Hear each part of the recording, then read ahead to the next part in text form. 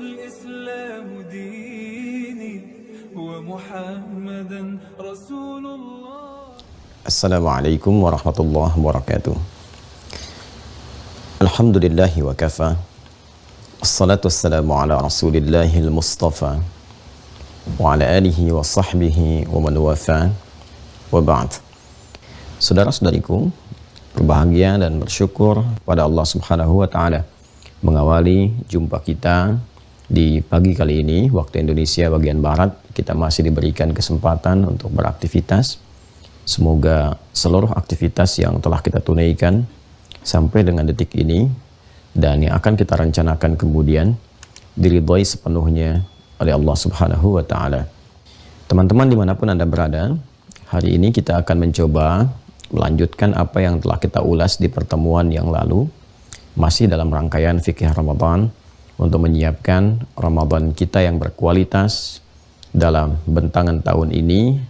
Bila pun Allah berkehendak menghadirkannya di hadapan kita, semoga kita sudah memiliki persiapan yang baik, yang mantap, yang kuat untuk menyambut segala perintah dan amal saleh yang dimungkinkan untuk dilaksanakan di bulan mulia yang dimaksudkan.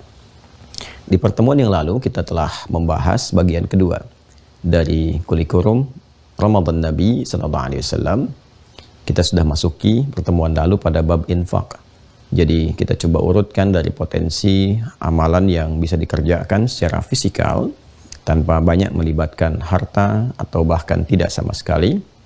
Yang pertama kita sudah selesaikan bagaimana interaksi Rasulullah SAW dengan Al-Quran.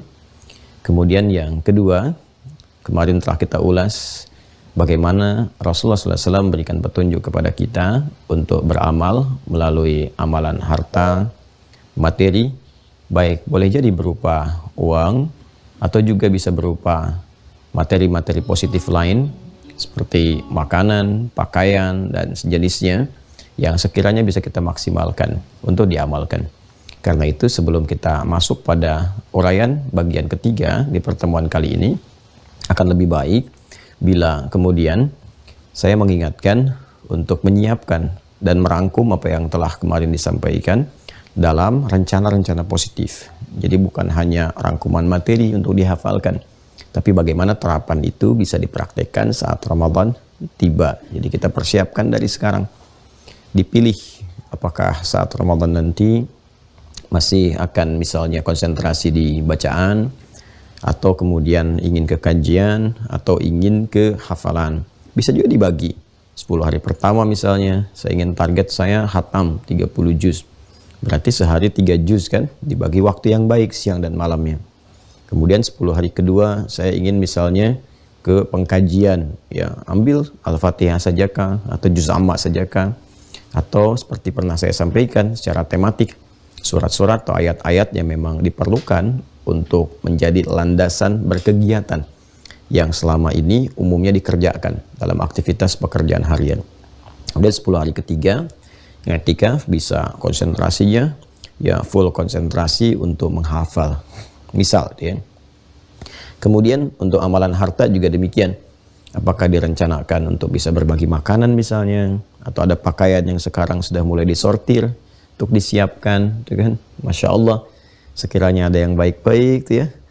Ya, ada orang-orang yang berharap mungkin di hari raya atau saat malam tarawih bahkan, wah itu yang dahsyat, orang mengejar untuk ngasih hari raya, tapi kalau kita siapkan untuk dipakai Ramadan, boleh jadi peluang pahalanya lebih besar lagi. Ya, nyiapin saya modal misalnya 30.000 pengen beli sarung yang dipakai tarawih. Masya Allah, begitu tarawihnya malamnya atau dia bangun malam bertepatan dengan malam Al-Qadar, itu cuma modal 50.000. Ya, dipakai malam Al-Qadar misalnya, Masya Allah, dapat pahala lebih dari 1000 bulan kita ikut di dalamnya itu. Kan hadisnya sahih itu ya. Man dalla ala khairin falahu ajruhu mithla ajri fa'ili min ghairi an yankusa min ajrihi syai'. Siapa yang memfasilitasi menunjukkan pada kebaikan, dia mendapatkan peluang pahala yang sama dengan yang mengerjakan tanpa dikurangi sedikit pun. Nah, sekarang kita akan masuk dulu pada uraian yang selanjutnya. Ini ada 3 poin lagi ya. Saya akan coba masuk dulu pada poin yang keempat dan kelima dulu. Karena poin yang ketiga itu saya dahulukan amalan-amalan kebaikan umum. Nah, nanti di amalan kebaikan umum ini saya akan merangkum beberapa hal yang spesifik untuk bisa dibahas, ya, untuk diturunkan, dan ini masuk nanti penggalian-penggalian hukum. Bagaimana kita bisa memaksimalkan doa, kan, dan bertakarub kepada Allah. Nanti poin yang ketiganya kita akhirkan pembahasan karena nanti mencakup turunan-turunan detil rumusan peluang kebaikan yang bisa dikerjakan, plus nanti ada sebagian detil hukum-hukum tertentu yang saya akan tunjukkan supaya nanti sampai kepada Ramadan nggak banyak bahas itu lagi. Contoh ketika masuk tarawih nanti nggak ada lagi perdebatan apakah 11, apakah 23, apakah 11-nya 22, 21 atau 4, 43 gitu ya, dan sebagainya. Ini kita tuntaskan sekarang supaya saat masuk Ramadan itu sudah selesai. Baik, bismillahirrahmanirrahim. Teman-teman sekalian, jadi kita masuk pada poin yang keempat dulu ya, dari pembahasan kurikulum Ramadan Nabi Sallallahu Alaihi Wasallam.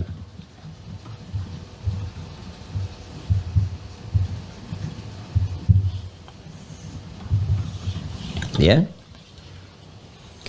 memperbanyak doa. Memperbanyak doa. Izin sebelum melanjutkan, bila didapati di pertengahan saya masih batuk, alhamdulillah, saya izin ya, itu jeda berarti untuk perpindahan ke penjelasan-penjelasan berikutnya. Nah, contohnya itu, alhamdulillah. Baik, yuk kita teruskan, memperbanyak doa. Kita turunkan dulu dalilnya, teman-teman. Quran, surah kedua Al-Baqarah, ayat 186.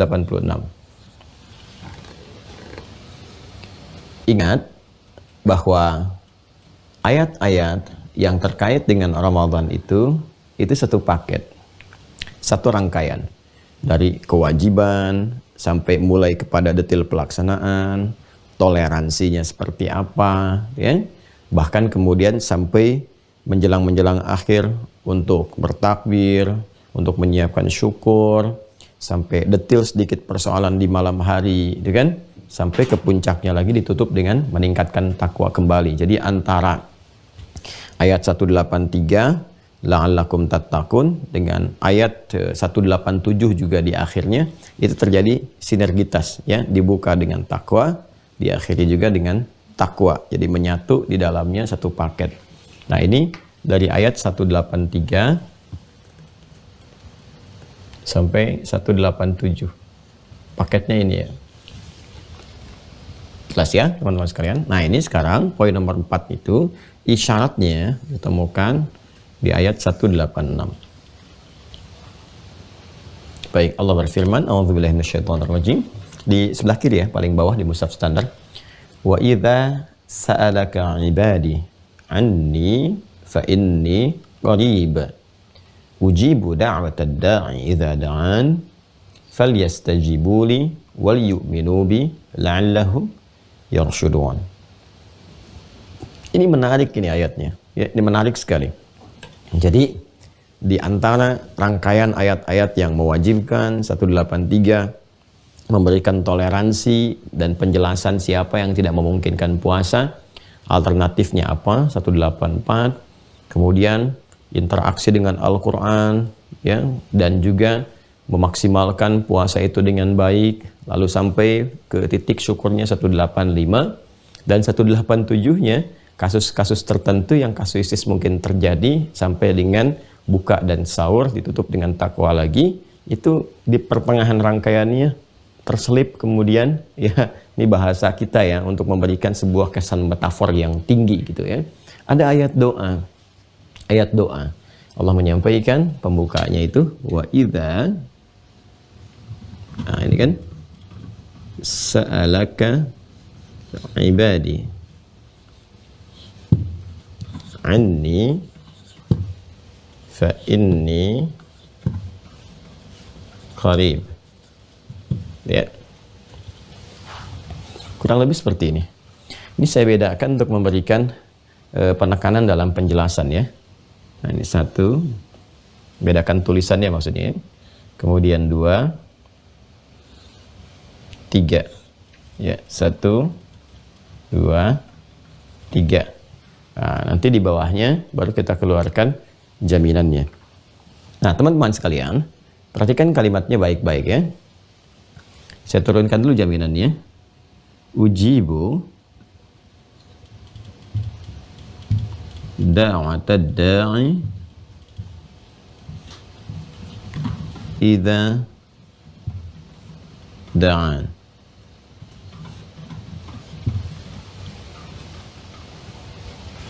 Nah, sampai sini dulu. Atau saya teruskan dulu ya. Falyastajibu li. Lebih enaknya kita garis dulu sampai sini dah. Nah, fa-nya saya garisin lagi sampai sini. Ya. Nanti akhirnya saya sempurnakan belakangan saja. Sempurnakan belakang. Nah, maksud saya kita bisa bagi dulu dua bagian utama, 1, 2, ini bagian terakhirnya gitu. Ya, tapi saya kemudian tetap munculkan fa-nya untuk bisa memberikan penunjuk kekuatan respon. Ini 1, 2. Kita pecah dulu ya untuk memudahkan pemahaman. Yuk, sekarang lihat sini. Wa idza sa'alaka ibadi. Wa-nya di sini teman-teman sekalian. Ini sifatnya konjungsi ya. Ya, yang menyambungkan dengan keterangan sebelumnya, ataf kepada keterangan yang sebelumnya. Jadi kalau ini ayat 186 berarti kan bersambung dengan 185 dalam keterkaitan maknanya, 184 kan? Dan 183. Jelas ya? Ini memberikan kesan bahwa ayat ini tidak berdiri sendiri, ada korelasi dengan ayat-ayat sebelumnya. Demikian pula kaidah tafsir juga memberikan kesan demikian. Ayat bila ingin dipahami, jangan menetapkan ayat itu berdiri tunggal, tapi lihat korelasi dengan ayat sebelumnya dan setelahnya. Dan huruf waw ini memberikan kesan yang dalam bahwa ini nggak dipisahkan dalam suasana ayat 185, 184, 183. Suasana apa itu? Singkatnya, suasana Ramadan. Karena ayat 185-nya menyebutkan jelas spesifik dengan kalimat Ramadan. Syahrul Ramadan alladzi unzila fihil Quran. Yang ayat 185. Baik ya. Jadi pemaknaan tentang ayat ini kalau mau ditarik kepada sifat yang umum nanti boleh terkait dengan permohonan-permohonan atau doa dalam kondisi umum ataupun keadaan ingin mendekat kepada Allah. Tapi kalau kita ingin tarik korelasinya lebih dekat dengan konteks ini ya, yaitu keterkaitan dengan Ramadan, itu menjadi lebih spesial. Menjadi lebih spesial karena mengembalikan keadaannya tersambung dengan konteks ya yang ada sebelumnya, yaitu suasana Ramadan. Artinya, ketika ayat ini hadir di dalam rangkaian ibadah Ramadan, ayat-ayat Ramadan memberikan kesan bahwa ini informasi yang dikandung ayat ini begitu istimewa, begitu spesial, dan boleh jadi menjadi peluang terbesar untuk diamalkan saat Ramadan, dan saking pentingnya amalan ini dihadirkan dalam bentuk ayat informatif kepada kita supaya kita tidak kehilangan momen untuk mengamalkannya. Yuk kita lihat. Wa idza sa'alaka ibadi. Cara menerjemahkannya, jika ada kata kerja, teman-teman sekalian, ini kata kerja nih. Verb. Ya. Fi'il dalam bahasa Arab. Kemudian biasanya setelah verb kata kerja itu umumnya itu terletak fa'il. Ya, fa'il subjek, kemudian maf'ul objek. Ada juga yang kadang-kadang komposisinya verb kata kerja, kemudian maf'ul objeknya dulu, kan? Setelah itu diakhirkan fa'ilnya. diakhirkan subjeknya untuk tujuan tertentu. Contohnya ini. Ya. Ini kan asalnya sa'ala gini. Sa'ala ini kata kerja dasarnya. Maaf ya, saya gali lebih dalam ya supaya kita bisa mendapatkan pencerahan dan pendalaman makna yang lebih luas ya. Karena kan kita terkurikulum. Kalau ngaji umum mungkin cukup sekedar bacakan terjemah selesai. Ini sa'ala asalnya. Ya. Kemudian di sini ada kata ganti orang kedua sini. Ka. ya. Ini ka. Ka itu asalnya dari anta. Ya, asalnya dari apa? Anta. Cuma ketika dia bersambung, muttasil menjadi bersambung, ya kan? Bersambung dengan kata kerja. Nah, dan dia menjadi objek gitu kan? Maka dia berubah dari anta jadi ka. Ya kan? Misal, saya ingin mengatakan kepada Anda, terima kasih atas segala perhatian Anda, ya, mendoakan saya, ya, dan sebagainya, memberi perhatian. Semoga Allah memberikan pahala kepada Anda, kan, sebagaimana perbuatan baik yang telah Anda kerjakan. Maka semoga Allah memberikan pahala kepada Anda, jazaka, kan? Jazaka. Nah, kalau perempuan, jazaki. Lalu Allah, jazakillahu, ya, khaira. Jelas ya? Jazakillahu khaira untuk laki-laki, jazakallahu khaira. Laki-laki pakai ka, kalau perempuan pakai ki. Jelas ya? Nah, itu kalau kita ingin merubah anta menjadi bentuknya objek dan menyatu dengan kata kerja. Jadikan ka begini. Kalau harakatnya fathah, itu berarti laki-laki. Jelas ya? Nah, kemudian kalau ada formulasi begini, kata kerja, setelahnya ada kata ganti, kan? Orang kedua langsung saja ka seperti ini. Nah, ini pasti objek ini. Ini ya, pasti objek. Subjeknya ini. Nah, ini setelahnya. Subjeknya yang setelahnya. Jelas ya? Nah, kalau objek kemudian didahulukan, saya ulang ya, objek didahulukan dibandingkan dengan subjeknya, maf'ul dibandingkan dengan fa'ilnya, ini untuk memberikan penekanan pada objek dimaksud ini. Pada objek dimaksud terkait hubungannya dengan ini pekerjaan yang disampaikan. Pekerjaannya kan ini sa'ala. Ini kan? Ya, apa itu sa'ala? Sa'ala itu dalam bahasa Arab ada ragam maknanya. Yang paling populer itu bertanya. Kemudian juga meminta. Ya. Sa'ala sa'ilun bi'adzabin waqi'. Ya kan? Lil kafirin laysa lahu dafi' minallahi dzil ma'arij. Ya kan? Itu sa'ala. Fi'il mudhari'nya yas'al. Ya, yas'alu, yas'alunaka. Yas'alunaka 'anil khamri wal maisir. Yas'alunaka madza yunfiqun. Yas'alunaka 'an dzil qarnain, dan seterusnya, ya kan? Nah, itu setelahnya ka. Saya turunkan yas'al ya. Yas'alu atau langsung jamaknya yas'aluna, ka-nya dimunculkan lagi. Yas'alunaka. Nah, itu ya. Nah, ini bentuk progresifnya. Itu bisa bertanya, artinya bisa meminta sesuai dengan konteks, ya. Ja'a sa'ilun ilal Husaini, ya, fahuwa yas'al an hajatihi, ya. Datang seorang peminta kepada Pak Husain. Beliau meminta akan kebutuhan pokoknya, minta, ya, minta makan misalnya. Itu bisa menggunakan kata sa'ala, ya, untuk memberikan penekanan kepada apa yang dimintakan. Nah, kalau ada bentuk begini, sekali lagi, ini kata kerja, plus langsung ini, menggunakan kata ganti kedua menunjuk kepada objeknya, berarti ingin menekankan bahwa perbuatan ini, ya, hanya ditujukan penekanannya kepada objek ini. Jadi, nanyanya bukan kepada yang lain gitu, ya. Jadi kalau ada mendahulukan, sekali lagi, mendahulukan objek ke depan, ya kan?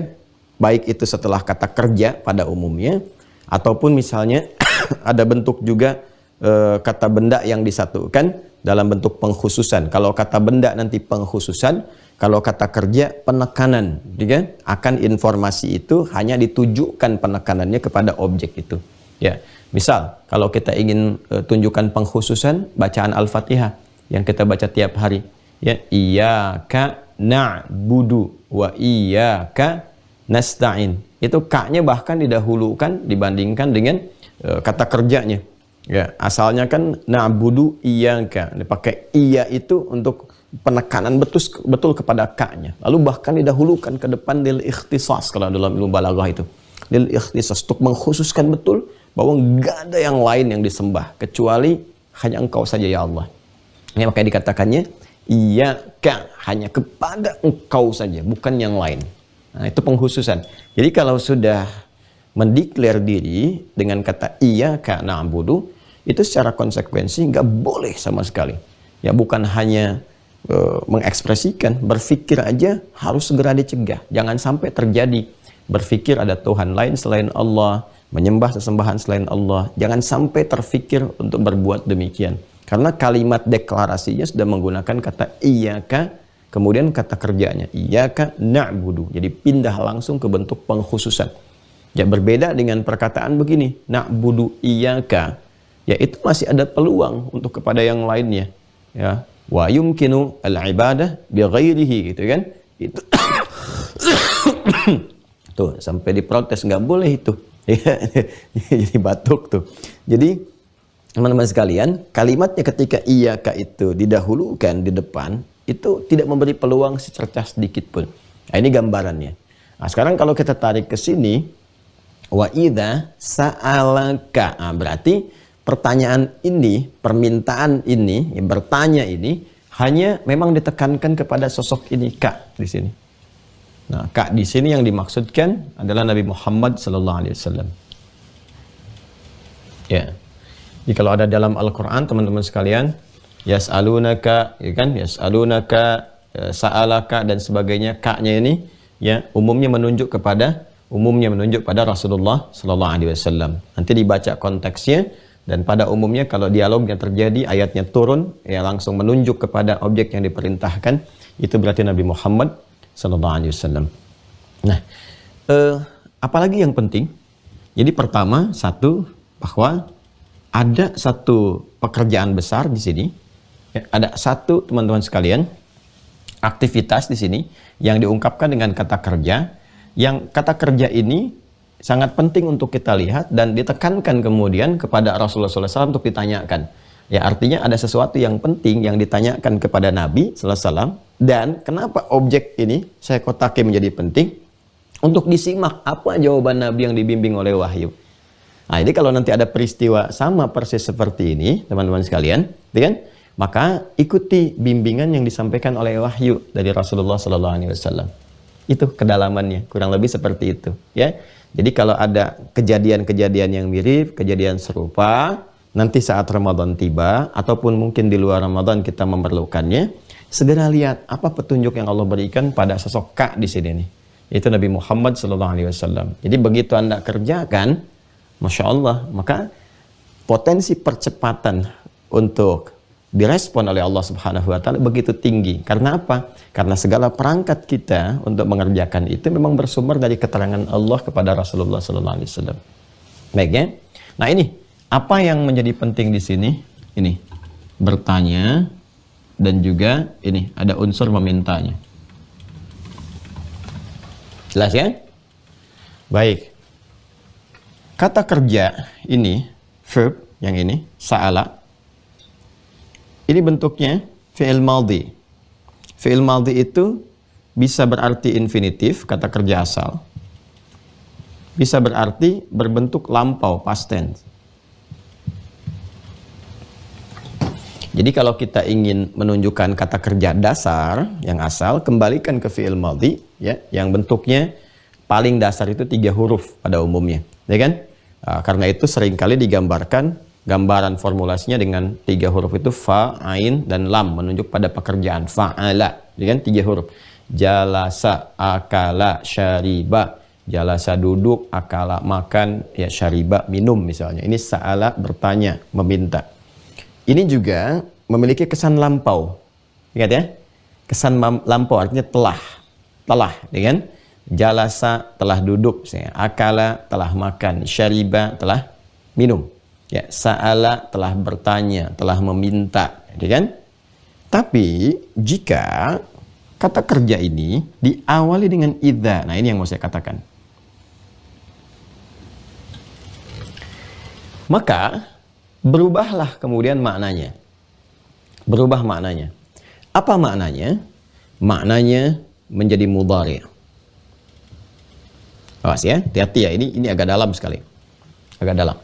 Jadi kalau ada kata kerja asal punya makna lampau, disebut fi'il madhi, past tense, kemudian dia diawali dengan idza, maka maknanya berubah menjadi mudhari', yang akan datang. Ya, yang akan datang. Jelas ya?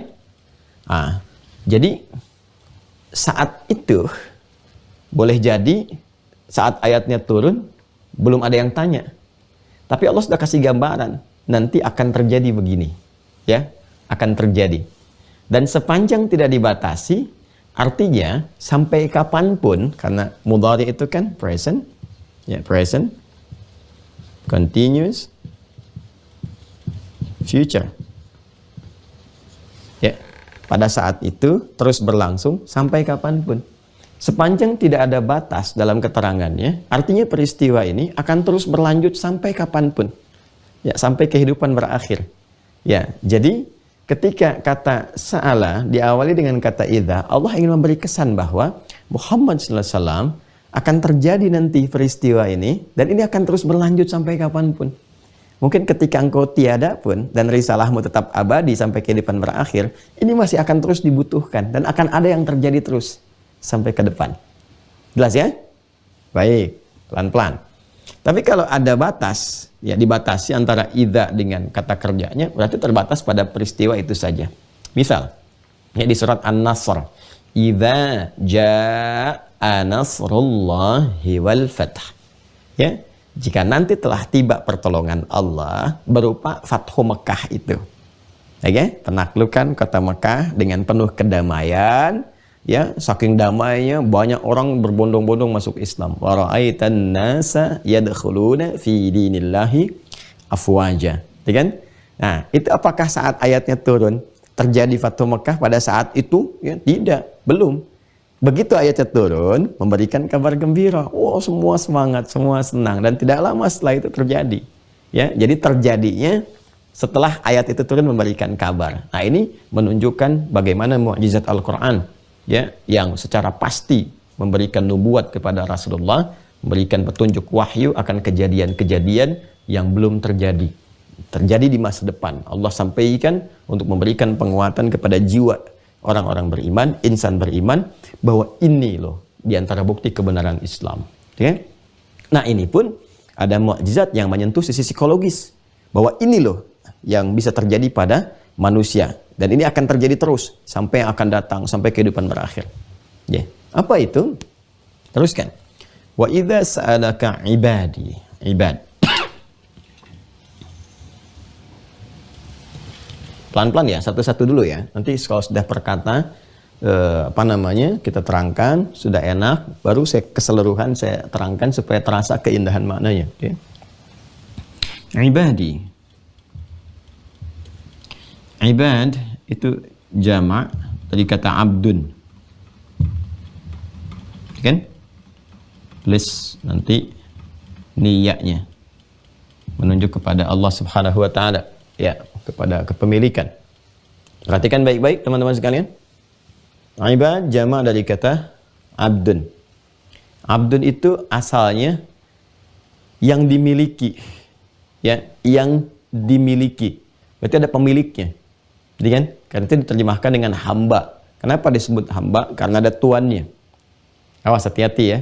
Disebut hamba karena ada apa? Ada tuannya. Karena itu, ketika Allah Subhanahu wa taala menyebut kita semua, saya, Anda, kita, dengan bentuk ibad, jamak dari kata abdun, untuk memberikan kesan bahwa, kita tuh bukan siapa-siapa. Kita tuh punya Allah. Ya, kita disadarkan bahwa kita ini punya Allah sebetulnya. Ya, masa yang dipunyai, ya kan, mau berbuat membangkang, bermaksiat, menyalahi kepada yang punyanya. Ya kan? Coba Anda punya sesuatu dan laisa kamitslihi syai', enggak ada yang serupa dengan Allah Subhanahu wa taala. Ya, Anda punya perangkat misalnya yang Anda punya, ya, kemudian bersifat bahkan membahayakan kepada Anda. Bagaimana respon Anda? Ada handphone yang panas sekali, Anda nggak mau pakai lagi, Anda bisa buang, ya kan? Ini ada hewan peliharaan, tadinya disayang-sayang, tapi tiba-tiba bisa membahayakan. Ya kok tiba-tiba jadi ganas ya? Anda bisa pukul, bahkan bisa jauhkan ya, dan seterusnya gitu. Ya, itu gambarannya. Tapi sisi lain, karena Anda merasa itu punya Anda, kon dibawa, dipertahankan, dan sebagainya. Kenapa? Karena punya. Ya, dan yang dimiliki, dipunyai itu kan dalam genggaman Anda. Artinya terserah Anda mau diapakan juga. Mau dilempar, mau dibuang, mau dimasukin saku, dan sebagainya. Kenapa? Karena Anda yang punya. Dan umumnya yang dipunyai, yang dimiliki, bendanya itu kan nggak bisa menolak, nggak bisa melakukan apapun. Ya, kalau handphone dipasangin sarung handphonenya, casingnya dibagusin, handphonenya senang, gitu kan? Tapi tetap yang mengkreasikan itu, yang menetapkan, yang punya siapa? Yang memilikinya. Jadi sebetulnya daya, kekuatan dan sebagainya, itu kan, yang dilekatkan kepada itu semua, itu kan benda mati, itu baru benda mati. Ya, tetap yang memiliki, yang mengkreasikan, yang punya otoritas. Sekarang kalau dia hidup misalnya kan, kayak hewan dan sebagainya, tuh, hewan bisa pergi dengan instingnya, gerak sana sini, gerak sana sini, nah kasih makan, datang lagi dan seterusnya. Ya, tapi kemudian pada akhirnya kan yang memiliki, yang punya otoritas untuk menetapkan kepada apa yang dia miliki itu. Nah, semua di alam ini punya Allah. Kita bagian kecil dari itu. Dan Allah sebut dengan kalimat apa? Kamu punya saya, kata Allah itu. Ya, ini kepunyaan yang melekat pada sesuatu, yang punya sifat konsekuensi dari punya itu mesti menghamba, mempertuankan kepada yang memiliki.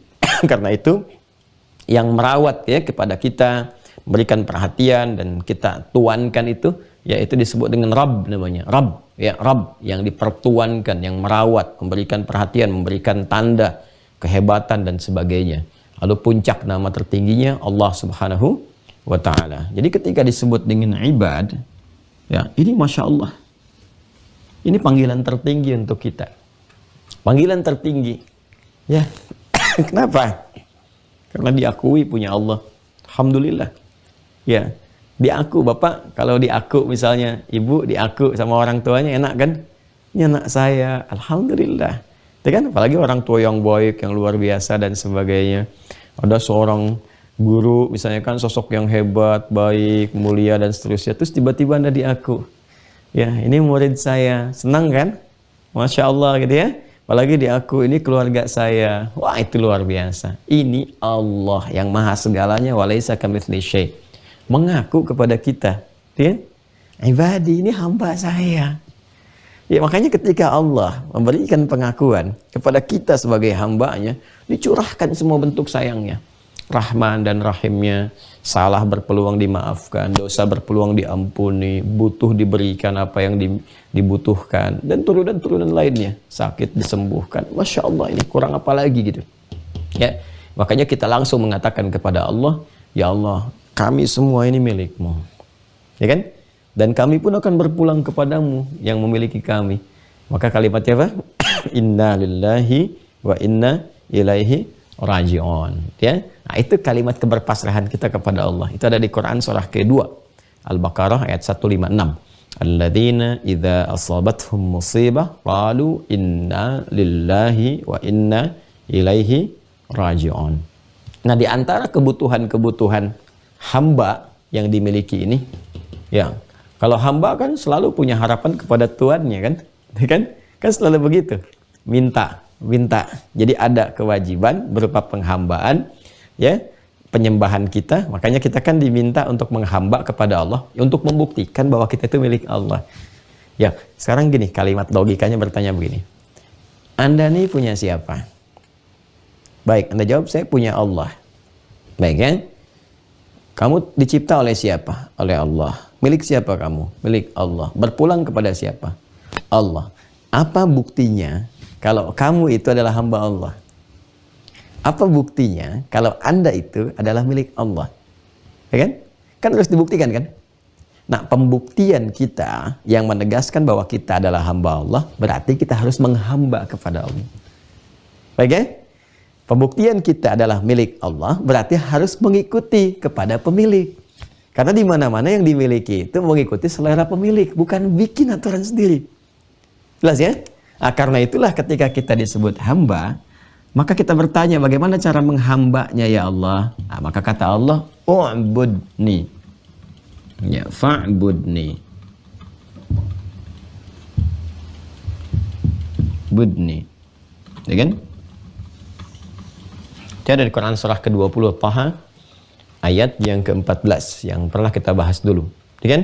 Innani anallahu la ilaha illa ana fa'budni. Fa'bud ini fi'il amr, kata perintah. Menghambalah kepada aku, kata Allah. Sembah aku. Karena itulah kemudian kita minta penjelasan seperti apa caranya. Wa aqimis shalah, tunaikan salat.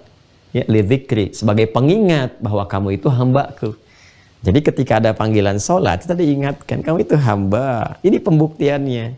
Ya, makanya pembuktian sejati antara hamba Allah dengan bukan terlihat nanti dalam sholat, dalam ibadah yang menghamba tidak. Ya?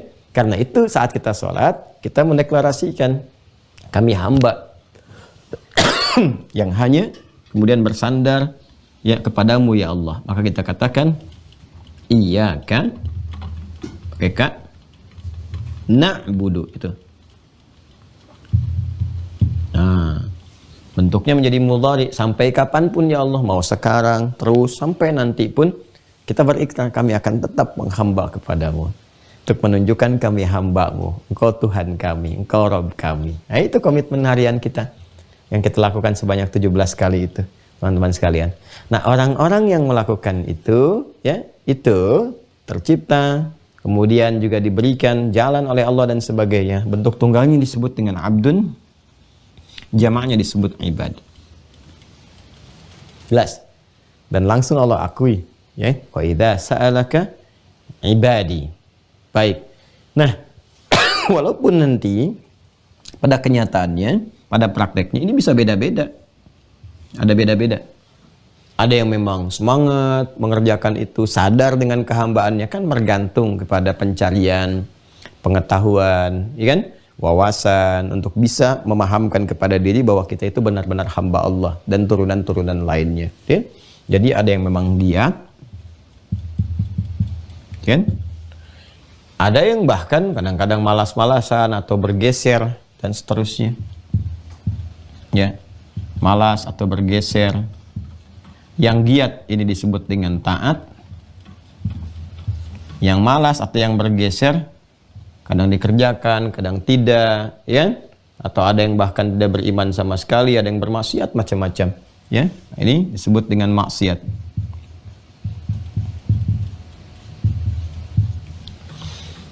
Ini menariknya, tetap tidak Allah bedakan dalam panggilan untuk memberikan kesan bahwa inilah dahsyatnya Allah Subhanahu wa taala.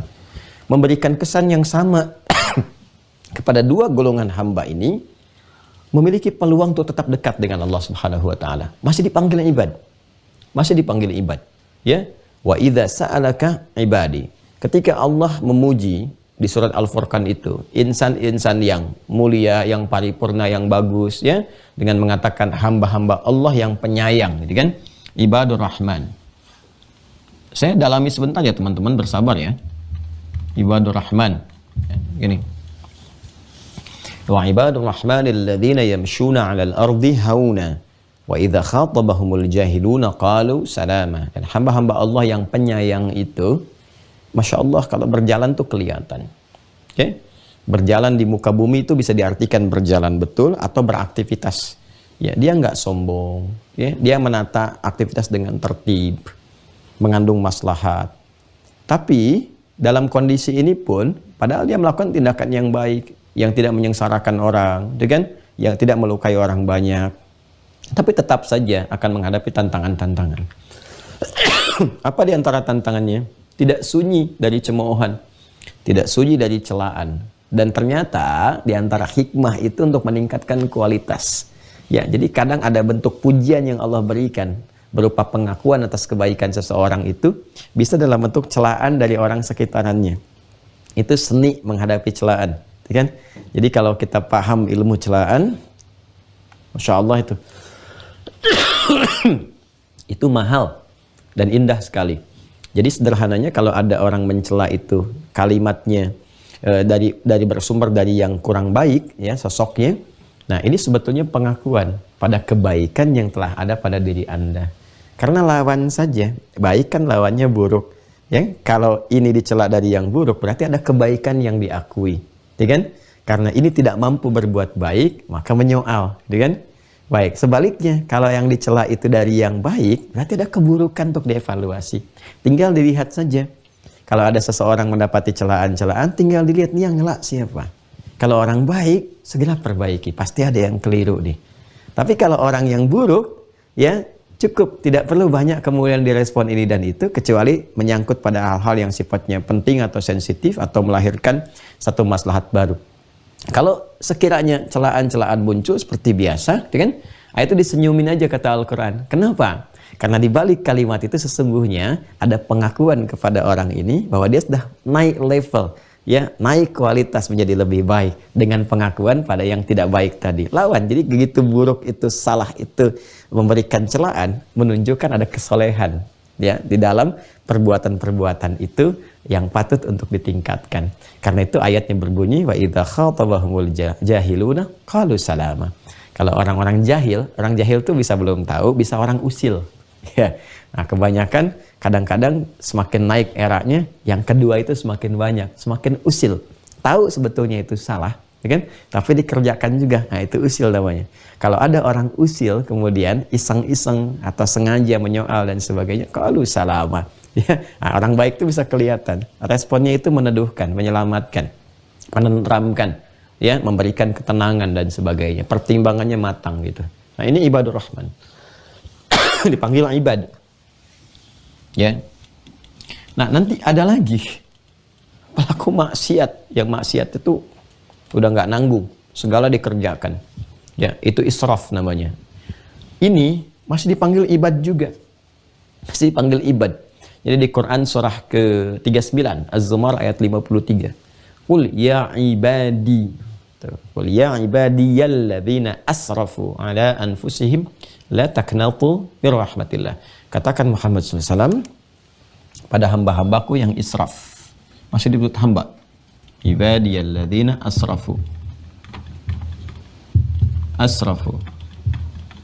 Nah, ini masih dipanggil ibad. Padahal dosanya sudah berlimpah, kan? Tapi kata Allah, jangan putus asa dari rahmat Allah Subhanahu wa taala. Sepanjang berkehidupan masih diberi jalan untuk menjadi soleh. Soleh itu hak kita. Ingat ya, saya selalu katakan soleh itu adalah hak kita. Maka kewajiban kita untuk mendapatkan hak itu. Maka tunaikan kewajiban supaya haknya didapati. Karena hak senantiasa bersanding dengan apa? Dengan kewajiban. Innallaha yaghfiru dzunuba jami'a. Allah berpotensi menggugurkan semua dosa-dosa yang terjadi karena perbuatan ini. Nah, jadi kata ibad ini bisa berlaku untuk orang soleh, pengakuan terhadap kesolehannya, ketaatannya. Bisa berlaku untuk orang yang salah, yang dihadirkan untuk mengajak ia kepada pertaubatannya. Jadi kalau pada orang soleh diajak meningkatkan taat, kalau pada orang salah diajak untuk taubat. Jelas ya? Saya ulang ya. Kata ibad ini menariknya ditampilkan oleh Al-Quran dengan diksi yang sama, ditujukan pada dua golongan, mengajak orang soleh meningkatkan taat, atau mengajak kepada orang salah menghadirkan taubat. Dan menariknya di Ramadan ini muncul katanya dan menyelingi di antara rangkaian ayat-ayat puasa. Wa idza sa'alaka ibadi anni. Tuh. Nah, baru kita masuk. Dan jika Muhammad sallallahu alaihi wasallam nanti saat ini ataupun yang akan datang ataupun saat engkau telah berpulang kepada aku, ya, Allah Subhanahu wa taala tafsirnya demikian, ya. Dan risalahmu ini lestari sampai kehidupan berakhir. Nanti akan ditemukan hamba-hambaku. Nah ini, baik yang soleh ataupun yang salah, ya? Bertanya kepadamu, jika bertanya kepadamu, ya, ani untuk mendekat kepadaku. Jadi bertanya kepada Nabi itu kan wasilah, kan? Pada akhirnya ingin diberikan wasilah untuk menuju Allah. Makanya kan kita ibadahnya wasilahnya lihat Nabi kan, lihat contoh, lihat dalil, lihat petunjuk dan sebagainya. Kan? Pada hakikatnya Kita ingin menuju Allah Subhanahu wa taala. Jadi ternyata yang menuju Allah itu bukan hanya orang saleh, orang salah pun ada. Kalau orang soleh motivasinya meningkatkan taat, kalau orang salah pengen bertobat. Ketika ayat ini ada di rangkaian ayat-ayat Ramadan, ini memberikan kesan bahwa akan ada di bulan Ramadan itu peningkatan ketaatan dari orang-orang soleh untuk mendekat kepada Allah Subhanahu wa taala. Di sisi lain, akan banyak pula ditemukan orang-orang yang terlihat salah. Dia pun mau motivasi yang sama, tidak ingin ketinggalan. Dia pun mau ingin mendekat kepada Allah untuk bertaubat kepadanya. Jadi ini yang menjadikan bulan Ramadan itu terasa spesial, istimewa bagi semua kalangan. Kita bisa melihat pada saat yang sama orang-orang rajin ke masjid itu sampai tengah malam masih ngaji, masih sholat. Di sudut yang lain di masjid, di momen-momen yang mengharukan itu, kita kok mendengar sayup-sayup orang menangis, berderai air mata, terisak, sujud, terus berdoa, gitu kan? Ada yang minta ampun, pakaiannya macam-macam. Bahkan ada yang baru lusuh datang tiba-tiba tersungkur. Ramadan. Kenapa? Karena jaminan dari ayat Al-Quran. Jangan heran ketika tiba Ramadan nanti, kalau kita bawa konteksnya ke Ramadan ya, kalau tiba Ramadan nanti, jangan heran, ya kan? Akan ada orang yang saleh terlihat meningkatkan taatnya kepada Allah, yang merasa salah pun akan banyak meningkatkan taubatnya kepada Allah Subhanahu wa taala. Dua-duanya banyak bertakarub kepada Allah. Takarub itu mendekat. Ya, karena itu poin kelima yang saya hadirkan kan korelasi dengan yang keempat, ya kan? Banyak bertakarub. Tinggal nanti jalannya yang kita akan keluarkan. Ini teman-teman sekalian. Wa idza sa'alaka ibadi anni. Dan Muhammad SAW, jika nanti terjadi ada hamba-hambaku, baik yang soleh, yang ingin meningkatkan taat, yang salah, yang ingin bertobat, kan? Bertanya kepadamu, mencari jalan untuk mendekat kepadaku, pada Allah Subhanahu wa taala. Maka cepat. Saya sudah sering kali sampaikan, tidak perlu saya banyak ulas. Maka cepat infokan kepadanya. Viralkan ini. Sampaikan pada mereka. Inni qarib. Ya, tegaskan bahwa aku begitu dekat. Tegaskan bahwa aku begitu dekat. Ya, tidak usah terlalu payah. Tidak usah membayar ini dan itu. Ya, dekat. Ya, ini secara psikologis memberikan satu ketenangan dan harapan. Indah sekali. Ada momen kita ta'lim. Saya diundang misalnya kan di tempat Anda untuk mengisi acara. Acara jam 7. Kemudian jam 7 kurang 5 menit, saya belum muncul. Panitia, mulai nih, gelisah. Ya kan? Bertanya-tanya, di mana ustadznya? Mana ustadznya? Ada orang pertama berkata begini, belum ada info nih. Ya kan? Baik. Yang kedua berkata, dalam perjalanan, masih di jalan.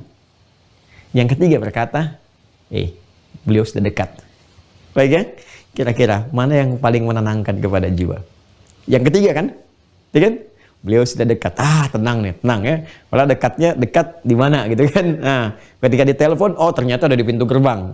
Jadi pas begitu jam 7 langsung mulai, ya kan? Nah, ini ada satu kalimat-kalimat yang ketika dihadirkan itu memberikan kesan yang menenangkan, sehingga dengan ketenangan itu ada harapan. Ya, dengan ketenangan ada apa? Ada harapan. Ini Allah langsung merespon. Bahkan pada pelaku maksiat pun, aku dekat. Kalau kau mau rahmat, aku beri. Ya. Jadi Allah itu begitu penyayang gitu kan. Ya. Jadi kalau ada pelaku maksiat yang tidak taubat, menurut saya keterlaluan. Kenapa? Karena Allah itu begitu sayangnya dengan mengatakan, aku dekat, ayo. Mau rahmat aku kasih. Kan mesti ada ikhtiar taubat dulu, langsung dikasih itu. Karena itu saya sering katakan kan, orang-orang yang gemar bertaubat itu sangat dicintai oleh Allah Subhanahu wa taala. Ya, sangat dicintai. Ya, karena itu ini cepat kembali, cepat datang. Fa inni qarib. Aku begitu dekat. Nah, hanya menariknya, jawabannya begini. Sebelum motif kedekatan ini diungkapkan, Allah sudah menjawab satu bagiannya yang terpenting. Ya, satu bagiannya yang terpenting. Baik orang soleh ataupun orang salah, yang soleh datang meningkatkan taat, yang salah datang meningkatkan taubat, pasti motivasinya semua tujuan akhirnya serupa. Pasti minta, pasti salah. Ini kan? Pasti minta. Ya orang soleh untuk apa meningkatkan taat, ibadah dan sebagainya? Mau minta pasti. Minta ampunan, minta rahmat, minta kasih sayang, perlindungan, puncaknya minta surga, kan? Kemudahan hidup dunia akhirat, minta kan? Ya kan?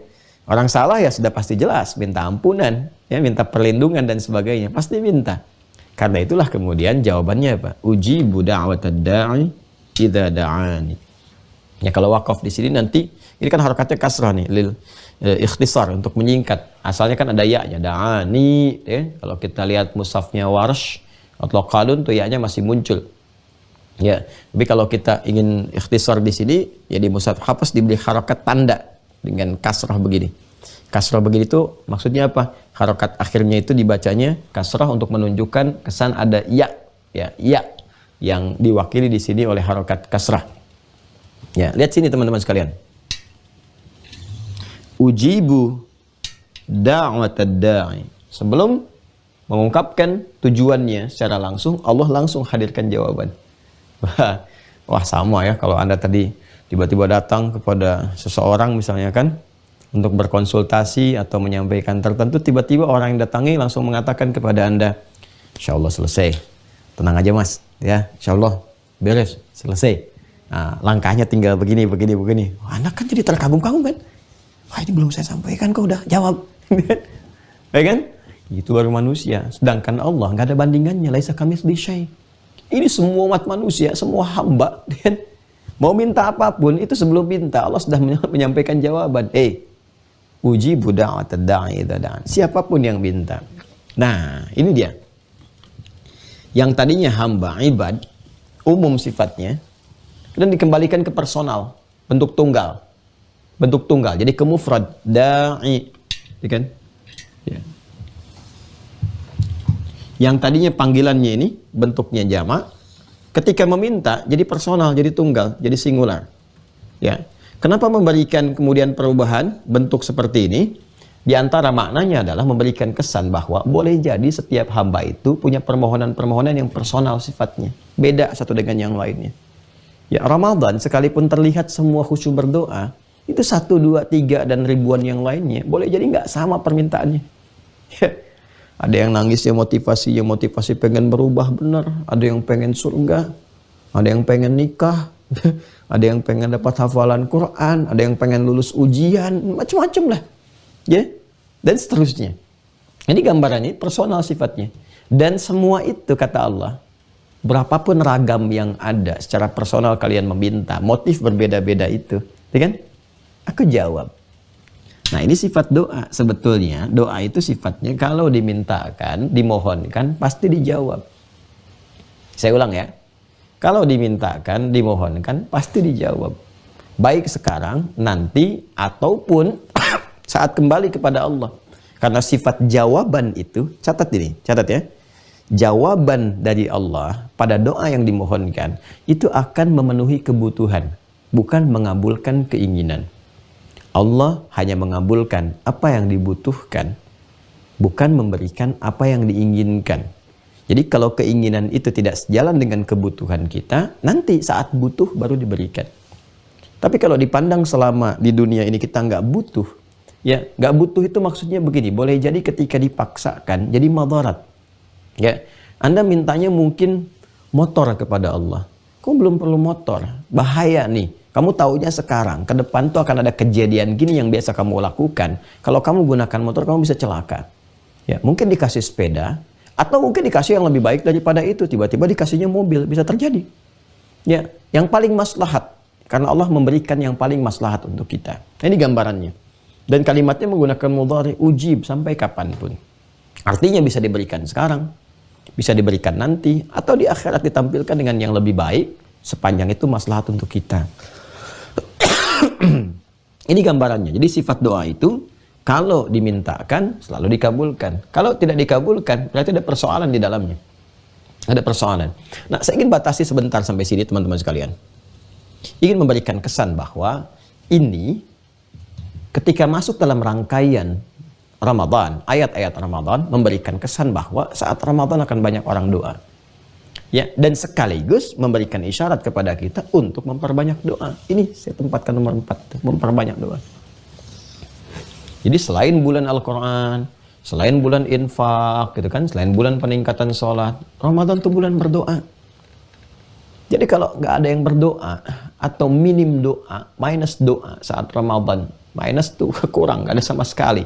Jadi kalau minim mungkin sedikit, gitu kan, sayang, karena potensi pengabulannya itu tinggi. Jadi begitu dikhususkan pada satu waktu, artinya ada potensial besar pada saat itu terkabul lebih cepat dibandingkan dengan momentum-momentum lainnya, waktu-waktu yang lainnya. Ya, karena itu saya ingin menekankan bahwa mulai saat ini kita coba keluarkan doa-doa apa kan yang disupportkan oleh Nabi SAW yang spesial dimohonkan saat Ramadan, khususnya. Ya, nanti umumnya terkait dengan situasi seperti sekarang. Ya, misalnya kalau kita pengen berdoa di luar Ramadan, tadi kan saya di awal katakan, kalau ayat ini ingin ditarik dalam nuansa umum, boleh-boleh saja, karena pada umumnya di luar Ramadan pun orang soleh berdoa, orang salah pun berdoa dengan motivasi yang tadi saya sampaikan, baik taat ataupun taubat, ya kan? Itu umum, hal-hal yang lumrah untuk terjadi. Tapi kalau kita mau tarik ke spirit ayat ini, dalam arti konteksnya, ada yang spesial di Ramadan yang nggak bisa kita tinggalkan. Dan secara fitrah akan terdorong untuk berdoa. Nah, ketika fitrah itu hadir, yang diminta apa? Ya, yang diminta apa? Maka Masya Allah tuh, ada doa saat bergerak menuju ke awal puasa. Dari sejak ditetapkan hilal. Hilal sudah wujud, ya, artinya sudah berpindah. Hilal sudah terlihat, apapun redaksi yang muncul. Mau sudah wujud itu ada artinya. Sudah muncul, sudah pindah ke hari baru. Terlihat yaitu penanda, artinya sudah berpindah ke hari baru. Ya, sejak ditetapkan awal Ramadan itu, isbat itu penetapan. Awal Ramadan sudah diketahui.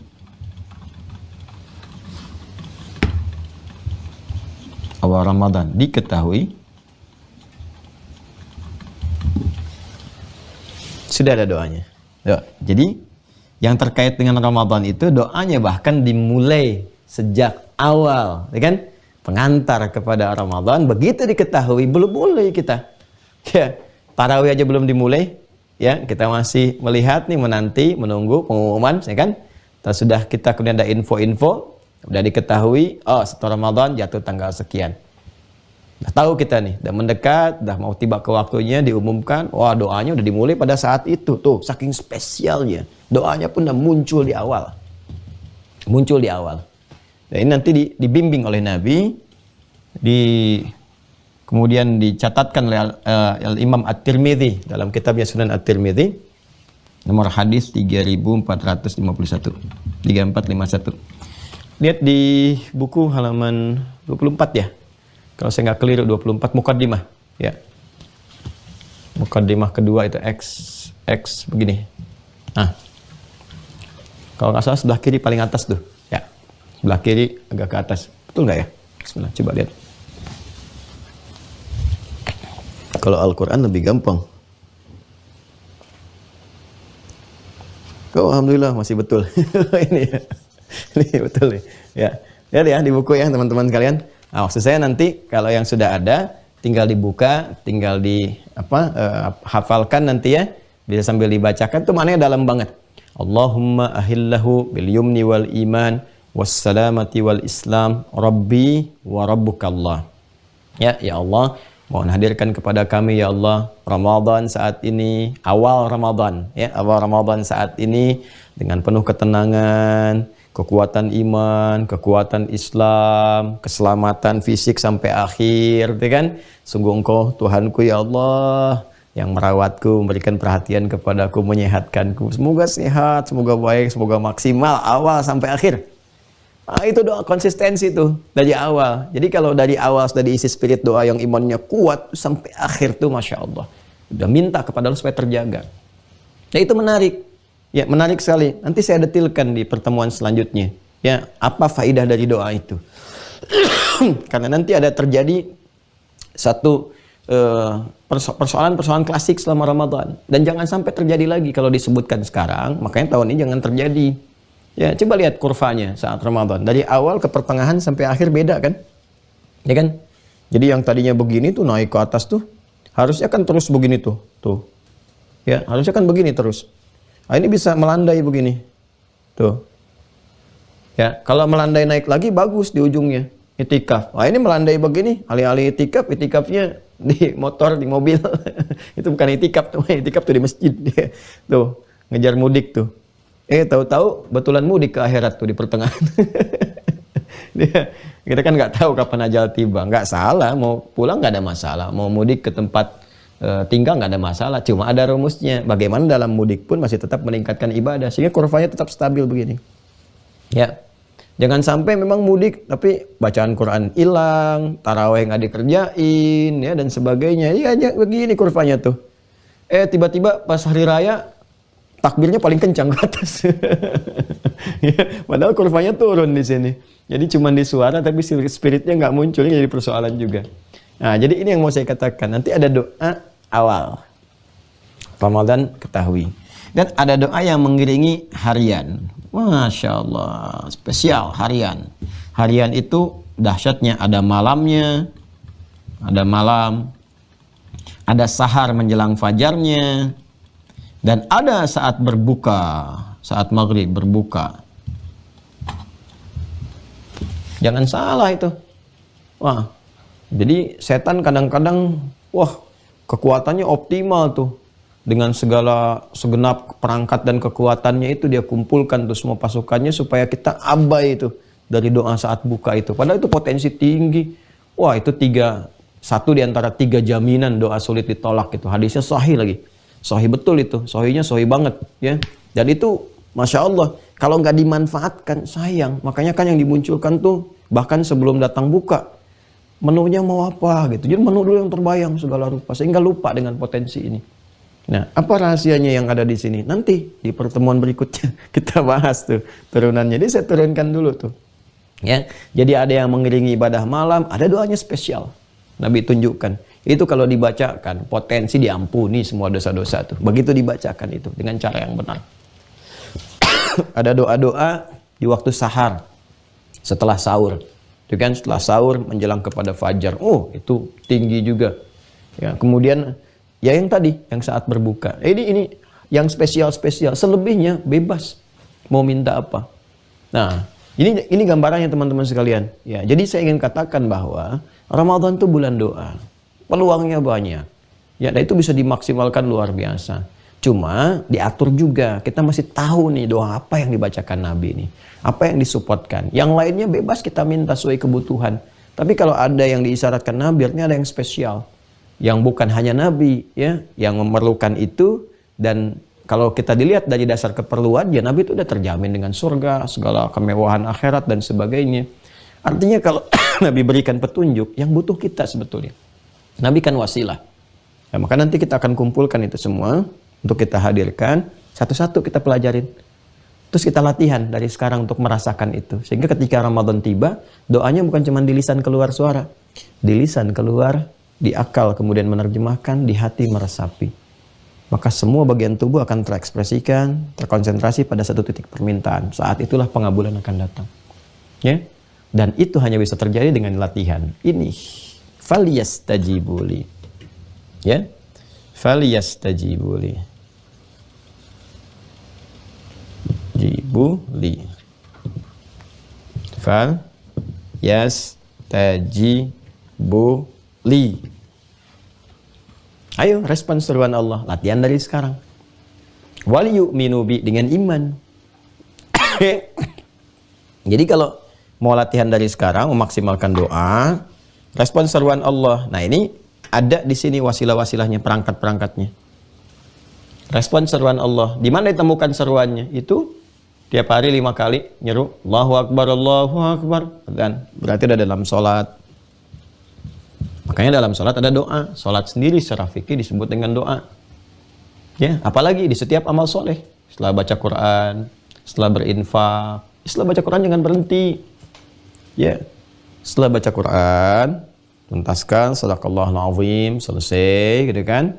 Pengakuan akan kebenaran Al-Quran dan seterusnya. Doa. Minta Allahumma arhamna bil Quran, gitu kan? Terus mintakan. Allahumma ja'alil Qur'ana sahiban lana fid dunya, syafi'an lana fil akhirah. Ya Allah, jadikan Al-Quran teman kami di dunia yang meneduhkan, memberikan kekuatan, jadikan syafaat untuk di akhirat, ya Arhamar Rahimin. Minta. Jadi walaupun baca cuma 1 halaman, 2 ayat, 3 ayat, 5, minta. Ya, karena doa yang dipanjatkan setelah amal soleh dilakukan, itu ada percepatan. Nah, tapi bergantung apa? Wal yu'minu bi, keimanan kita. Jadi ngamalkannya pakai iman, sholatnya pakai iman. Ya, pakai iman. Yakin kepada Allah, yakin untuk memenuhi kemarin, untuk mematuhi perintah Allah, untuk memenuhi ketentuan.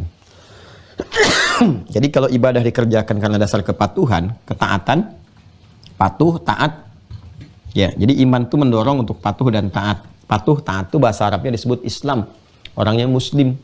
Jadi dari namanya ini udah ada isyarat. Ya kalau sholat sebagai Muslim tunaikan karena kepatuhan, karena ketaatan, karena iman. Kalau itu dikerjakan, nih, la'allahum yarsyudun. Dengan itu semua, ingat saya waktu menerjemahkan kata la'alla itu harfu taraji, ya kan?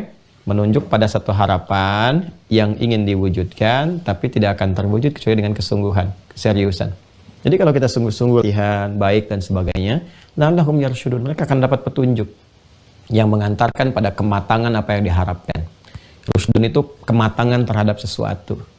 Ya, jadi kalau ibadahnya matang, itu jawabannya pun matang, doanya matang. Dan ditunjukkan oleh Allah, ini yang kamu minta ini kurang tepat, yang baik itu yang begini, diberikan. Jadi begitu menerima itu karena sudah mendapatkan kematangan berpikir, menerima apapun nyaman. Minta jeruk dikasih apel, tahu hikmahnya, oh ini maksudnya, dapat. Ya, pengen ke kampus A, tiba-tiba masuknya kampus B, dia akan menerima dengan lapang dulu, sambil mencari, apa nih hikmahnya Allah mengantarkan saya ke sini. Di masa depan baru sadar, oh ini rupanya, begini.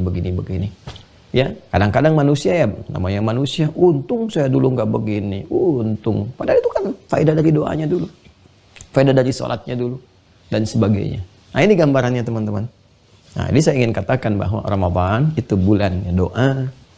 Ramadan, momentum terbaik untuk memperbanyak doa, ya kan? Nah latihannya dari sekarang, latihan tingkatkan sholatnya. Makanya nanti kita akan rinci, apa saja amal-amal baik yang bisa kita optimalkan sekarang. Karena kan konsepsinya amal soleh yang harus ditingkatkan dari mulai sekarang. Latihannya harus sekarang. Karena kalau latihannya saat masuk Ramadan, nanti nggak akan maksimal. Nggak akan maksimal. Latihan tuh sekarang. Sehingga ketika masuk Ramadan, sudah siap jadi kebiasaan. Kalau latihannya pas Ramadan, taraweh dipakai latihan malam pertama, besok-besoknya nggak taraweh lagi. Silakan yang nggak percaya. Awal-awal penuh tuh. Ya, tapi motivasinya beda-beda. Ada yang memang betul untuk beribadah, ada yang maksimal, ada yang latihan, cuma datang. Besoknya ke masjid lagi. Ya kan? Nah, jadi gambarannya teman-teman sekalian, ini ya, kita latihan, kumpulkan, karena itu poin ketiga, banyak menebar kebaikan. Nah, itu kenapa saya akhirkan? Ya, salah satunya itu tadi pembahasannya, supaya ini diantarkan dulu, baru kemudian kita hadirkan pondasinya. Tapi kenapa ditempatkan nomor 3 Ustadz? Karena itu pondasi. Ya, pondasi. Cuman keterangan dari pondasi itu saya wujudkan dulu setelahnya, karena memang doa itu kan pelengkap sifatnya dan pengantar pada permintaan-permintaan berikutnya. Nah, jadi kita punya tugas PR di yang berikutnya ada 3 ya. PR pertama kita detilkan tentang doa ini dan maknanya. Jadi pertemuan berikutnya kita akan membahas tentang esensi doa Ramadan. Ya kan? Itu yang agak tinggi kalimatnya. Wah, kalau di YouTube kadang-kadang bacalah doa ini, maka Ramadan Anda akan begini. Udah macam-macam deh kasih judul orang tuh. Saya kadang-kadang suka ada tergelitiknya juga, kadang-kadang kesal juga gitu ya. Kalau ngelihat orang nyuplik video dikasih, ya kadang yang saya sangat tidak suka itu. Ini jujur saya katakan, saya sangat tidak suka kalau udah gambar kita dipasang sandingkan sama gambar orang, itu sangat saya tidak suka itu. Ya, udah ada yang nyandingkan sama perempuan, naudzubillah min dzalik gitu kan. Ada yang dikontrakan dengan orang tuh dosanya banyak tuh yang bikin gambar gitu. Karena saya aja nggak suka gitu. Sejak kapan kita berselisih? Ya, saya itu cuma punya musuh setan. Itu aja udah susah, itu luar biasa. Saya nggak pengen punya musuh yang lain lagi. Yang lain tuh kita lihat dengan, mencoba melihat dengan rahmat gitu. Sepanjang bisa berkasih sayang, ya itu lebih diutamakan. Ya, kalau setan emang udah bakatnya begitu. Dia kasih Allah aja nggak diterima, apalagi kasih kita gitu. Yang repot kan. Jadi ini PR-nya 1 itu. Yang kedua, menurunkan ragam amal soleh yang bisa kita munculkan sebagai latihan nanti masuk ke Ramadan. Ya. Dan yang ketiga adalah pembahasan hukum-hukum turunan seputar amal-amal yang akan kita urai. Ya, semacam pembahasan seputar tarawih gitu kan. Apakah 23 atau 11 dan turunan-turunannya, dalilnya apa? Terus kisah sejarahnya bagaimana, turunannya memahami ini bagaimana, sehingga mengerti. Bukan untuk berdebat, tapi untuk mengerti, memahami, sehingga ketika masuk Ramadan, kita bisa memilih dengan baik dan menghindarkan dari hal-hal yang kontraproduktif. Ingat ya, saya tidak pernah mengajarkan santri-santri saya untuk pandai berdebat, dalam tanda petik mendebat orang. Bukan berargumentasi pada hal-hal yang positif, yang melahirkan kepastian-kepastian hukum. Ya, tapi kalau debatin orang apalagi dan sebagainya, saya tidak mengajarkan itu dan saya tidak mengakui kalau ada yang mengatakan muridnya Ustaz tidak. Ya, kita belajar itu untuk memperbaiki diri, meningkatkan kualitas diri, memberikan inspirasi dalam kebaikan. Jadi ini ya yang kita pelajari. Terima kasih atas perhatian di hari ini. Semoga dilancarkan, dimudahkan, disehatkan, dimaafkan kesalahan, diampuni dosa-dosa kita, dan dihindarkan dari segala yang tidak bermanfaat dalam berkehidupan. Allahumma taqabbal minna innaka antas samiul alim wa tub alaina innaka antat tawwabur rahim. Allahumma ya sami'ad du'a, ya qarib, ya mujib, ya arhamar rahimin. Allahumma barik lana fi hadha ash-shahra ya rabbal alamin, fi rajaba ya arhamar rahimin, linuti'aka wa nuti'a rasulaka Muhammadan sallallahu alaihi wasallam.